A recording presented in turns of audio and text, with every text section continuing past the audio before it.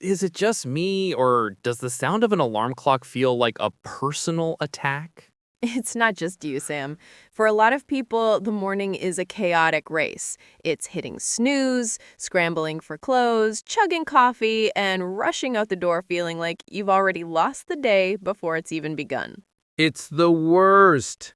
But what if it didn't have to be that way? What if, instead of the day controlling you, you could gently, calmly take control of the day? That, my friends, is the superpower we're talking about today. Welcome to English Eden. I'm Ruby. And I'm Sam, and in this episode, we're diving into a topic that's not just about learning English, but about upgrading your entire life. We're talking about the power of morning routines. Now, I know what you're thinking. Another self-improvement lecture. But stick with us.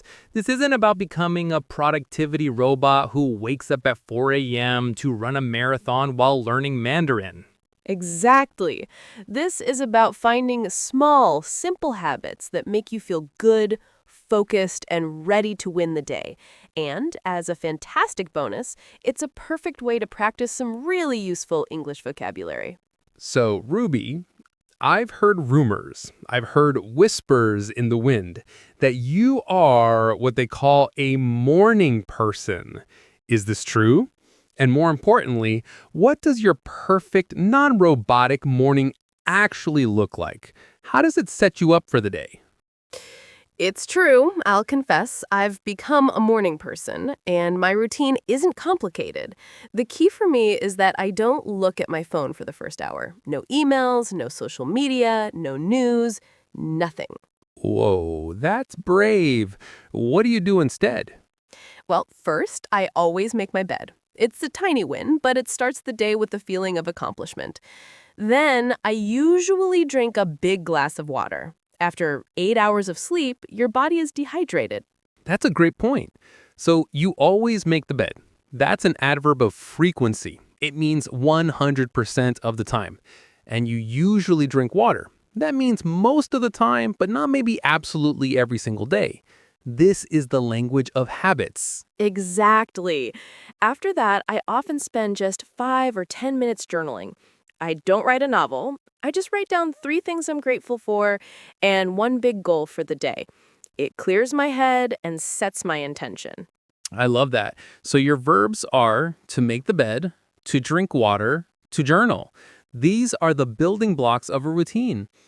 For me, I occasionally try to meditate in the morning, but I'll be honest, my mind is usually like a monkey swinging from tree to tree. That's a great image. And that's okay. The point isn't to be perfect. It's to be intentional. Even 5 minutes of quiet breathing can make a huge difference. It's not about what you should do. It's about what makes you feel calm and focused. So let's talk about the why. Why does this matter so much? It's not just a fad. There's some real science behind this. Researchers have found that your willpower is like a muscle, and it's strongest in the morning. Right, it's a finite resource. So if you start your day by making a bunch of small positive decisions, like choosing to drink water instead of soda, or to journal for 5 minutes instead of scrolling, you're strengthening that willpower muscle for the rest of the day. Sam, with growing excitement like he's describing a cool hack. It's like a video game power-up. You're giving yourself a bonus for the boss battles later, like that difficult work meeting or the temptation to skip the gym after work. By having a routine, you're putting your day on autopilot for the first hour, so you don't waste your precious mental energy on small decisions. And this is where we can connect it directly to your English learning. Imagine adding just one small English habit to your morning. It could be listening to an English podcast, like this one, while you make breakfast. Or repeating 5 new vocabulary words while you drink your coffee. Or thinking about your day in English for just 60 seconds while you brush your teeth. Today, I have to go to work. I want to call my friend. I should go to the gym. By attaching your English practice to a habit you already have, like brushing your teeth, you're making it automatic. You're not finding extra time, you're using existing time more effectively. This is called habit stacking, and it's a game changer. So let's get super practical. Let's build a sample starter morning routine together, piece by piece, with all the English you need to talk about it. Okay, step one, the wake up. This is the most important moment. The goal is to avoid panic. So, what can you do? You can place your alarm clock across the room so you have to get out of bed to turn it off. Genius! No snooze button. And instead of grabbing your phone, you could stretch for just 30 seconds. Reach for the sky, touch your toes. This wakes up your body gently. The verb is to stretch. Step two, hydration. You always drink a big glass of water, maybe with a little lemon. The verb is to hydrate. My first goal in the morning is to hydrate. Step 3, the mindset moment. This is where you set the tone for your brain. This could be meditating for 5 minutes. The verb is to meditate. Or, as Ruby does, journaling. The verb is to journal. You don't have to do it for long. You can occasionally just take one deep breath and say one positive thing to yourself. Today is going to be a good day. In English, of course. Step 4, move your body. This doesn't mean you have to hit the gym. That's a great slang phrase for go to the gym, by the way. It could be a 10-minute walk or some simple yoga or even just dancing to one song in your kitchen. The verbs here are to move, to exercise, or to go for a walk. The key is to get your blood flowing. It tells your body, the day has started. Let's go. And step 5, the English infusion. This is where you add your language learning. While you're doing any of these things, while you're drinking your water, stretching, or making breakfast, you can listen to an English podcast. Or you can review your vocabulary flashcards, or you can speak to yourself in English about your plans. The verbs for learning are powerful: to listen, to review, to practice, to speak. Now, let's put this all together into a real-life example. Let's describe my friend Alex's morning. He's not perfect, but he has a simple routine that works for him. Okay, let's hear about Alex. Alex usually wakes up at 7 a.m. He always gets out of bed immediately and walks to the window to open it. He often says good morning to his plant. Then he makes himself a coffee. While the coffee is brewing, he does a few stretches. After he has his coffee, he sits down for 5 minutes. He doesn't look at his phone. He just thinks about his day. He sometimes writes one thing in his journal. Then he gets ready for work. On his way to work, he always listens to an English podcast. Wow, see? That's not a crazy, overwhelming routine. It's a series of small, gentle, positive habits. He uses so many of our key verbs: to wake up, to walk, to make coffee, to do stretches, to think, to write, to listen. A good morning doesn't start when you wake up. It starts when you go to bed. This is about your evening routine.